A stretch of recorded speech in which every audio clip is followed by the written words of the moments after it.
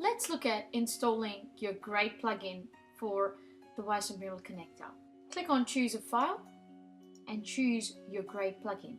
Like your authentication or your enrollment plugin, it's not going to be named as a Grade plugin. We have given it a name called Local. The reason it's a local plugin is because the Grade plugin works real time. As soon as you grade a student in Moodle, it automatically grades the student in Wisnet at the same time. The authentication and the enrollment plugins work on a cron job, so it runs every 10 minutes. The grade cannot be delayed, and hence it's a local plugin which pushes the grades as soon as you grade someone in Moodle. Once you click on Upload this file, you will be able to install the plugin from the zip file. Like any other plugin, as soon as you click on Install, you should get the message that it's been successfully installed and the validation has been successful.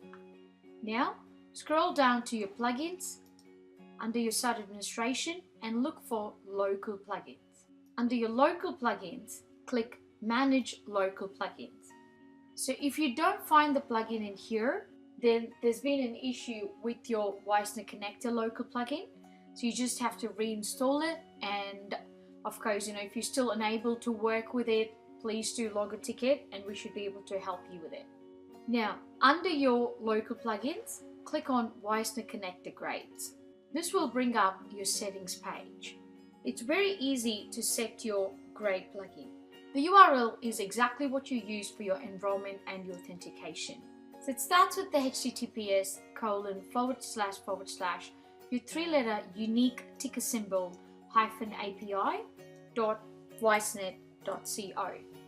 We will be sending you the URL in an email. The 3-letter code can also be found from your LRM learners and the ref internal number. The first 3 alphabets of your student number is your ticker code.